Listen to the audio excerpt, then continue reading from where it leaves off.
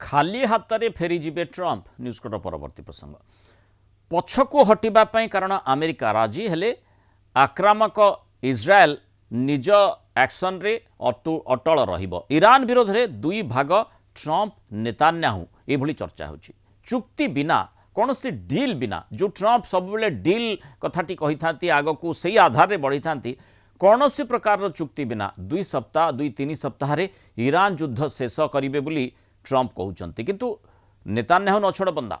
Trump का विपरीत योजना करुछंती इज्राएल प्रधानमंत्री। आतंकवाद शासन को ध्वस्त करिबो इज्राएल एभली पण करिछंती। तेहरान विरोध में सामरिक अभियान जारी रहिबो बोली इज्राएल कहूछि। अमेरिका राष्ट्रपति कहते जे आसंता 2 ରୁ 3 सप्ताह मध्य अमेरिका ईरान छाड़देव जेतेबेले अमेरिका निश्चित होइजिबो जे ईरान आगामी अनेक वर्ष पर्यंत कौन सी परमाणु अस्त्र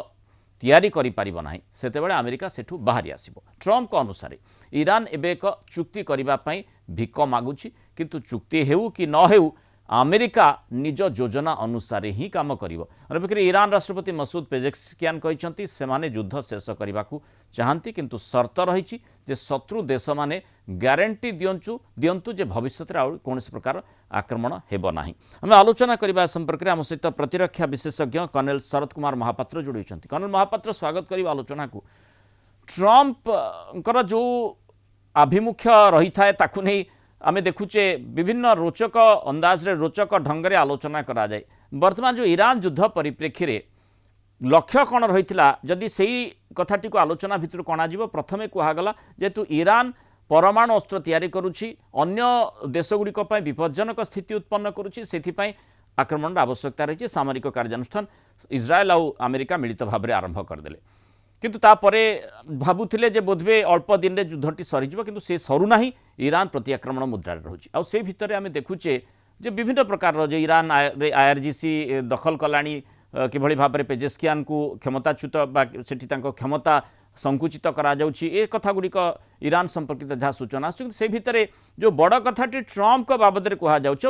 2 ରୁ 3 सप्ताह भितर युद्ध शेष होइजिव निजे निज आड़ू से कहउछंती एवं कौन सी डील से करेंगे ना बिना माने डील हो न हो से फेरी आसबे आउ एठी परमाणु अस्त्र तैयारी कथा भितर को बेलू गोटे हरमुज प्रणाली मध्य चर्चा भितर को आसी अर्थात युद्ध आरंभ है परमाणु अस्त्र तैयारी केमती ईरान करिपारिबो नाही किंतु हरमुज को जब लिवरेज हिसाब से ईरान व्यवहार करुच्ची बर्तमान जोठी मूल मंजीटी अटकी गलानी हरमुज पाखरे युद्धर आउ अनेक देश प्रभावित हेलेनी अर्थनीति प्रभावित हेलेनी सेति बेलू ट्रंप मध्य हाथ टेकी देइछंती याकू आपण किभली देखंती। देखो गतकाली दि वॉल स्ट्रीट जर्नल रे गोटे प्रकाश पाई जे ट्रंप ए जो युद्ध क्षेत्र बा मैदान छाड़दे बोली प्रकाश जे एथिरे अमेरिका आउ कहा को सहयोग करिवो नाही ए जो दृष्टिकोणटा ट्रंप कर पाउ एथिरे अनेक किछि वार्ता देउछि कारण जितेबाला युद्ध आरंभ है 28 फेब्रुआरी प्रथम दिन युद्ध रे से ईरान रो सर्वोच्च नेता जे खोमेनी आयतुल्ला खोमेनी से निहत हैला परे से भाबुतले दिन 2 दिन कि 3 दिन भीतर युद्ध शेष हो जिवो किंतु से सेबड़ी परिस्थिति आसिला नाही एवं ईरान बहुत साहस सहित लड़ाई जारी रखिछि एवं भविष्य में मध्य रखियो बोली पण करुछि। तेणु एभली स्थिति रे ट्रंप कर जो विश्वर जो राजनीति एवं ट्रंप को जो यूरोपियन देश गुड़िक जे से साहाय्य करने को आगभर हो नांती एवं एपरिकी अमेरिकार सामरिक विमान इंग्लैंड फ्रांस इटाली आ ऊपर उड़ीबा को से देवे नहीं बोली से शासक प्रशासन मना कर दी। तेणु एथिरे ट्रंप गोटे सहित गोटे पटे हतोत्साह होती एवं तांकर जो लोकप्रियता रेटिंग से कमी कमी बर्तमान माइनस रे आसी पहुंचलानी माने एमिति भी कहउछंती हरमुज को नहीं हरमुज जो माने प्रभावित होउछ निजे निज कथा बुझ निश्चित भाव से कहउछंती जे हरमुज प्रणाली जहाँ पाई तैलर जो प्रकार जो वितरण समग्र विश्व रे होउछि विशेषकर एशिया महादेश रे प्राय 84% तैल हरमुज प्रणाली आसी थाए ବିଭିନ୍ନ ମଧ୍ୟପ୍ରାଚ୍ୟର ବିଭିନ୍ନ ଦେଶ ଗୁଡିକ ପାଖରୁ। ତେଣୁ କେବଳ ଇରାନ ନୁହେଁ ଅନ୍ୟାନ୍ୟ ଦେଶ ମଧ୍ୟ, କିନ୍ତୁ ସେଗୁଡିକୁ ଯେହେତୁ ହରମୁଜକୁ ପୁରା ଇରାନ କଣ୍ଟ୍ରୋଲ ରଖିଛି ଏବଂ ଭବିଷ୍ୟତରେ ରଖି ତା ଉପରେ ଟୋଲ ଲଗାଇବ ବୋଲି ଇରାନ ଦାବି କରିଛି। ଏଭଳି କ୍ଷେତ୍ରରେ ବର୍ତ୍ତମାନ ଟ୍ରମ୍ପ କିଛି ବାଟ ପାଉନାହାନ୍ତି ଏବଂ ଇସ୍ରାଏଲ ଯୋଉ ଆରମ୍ଭ କରିଥିଲା ଯେ ଦୁଇ ଦେଶ ଆମେରିକା ଏବଂ ଇସ୍ରାଏଲ ମିଶିକି ଯେଉଁ ପ୍ରକାର ଆକ୍ରମଣ କରିଥିଲେ ଇରାନ ଉପରେ, ଏଇ ଗତକାଲି ମଧ୍ୟ ସେମାନେ ଆକ୍ରମଣ କରିଛନ୍ତି ଯେ 907 କିଲୋ ଓଜନର ବଙ୍କର ବଷ୍ଟର ବୋମା ସେମାନେ ନିକ୍ଷେପ କରିଛନ୍ତି ଇରାନର ଇସ୍ଫାହାନ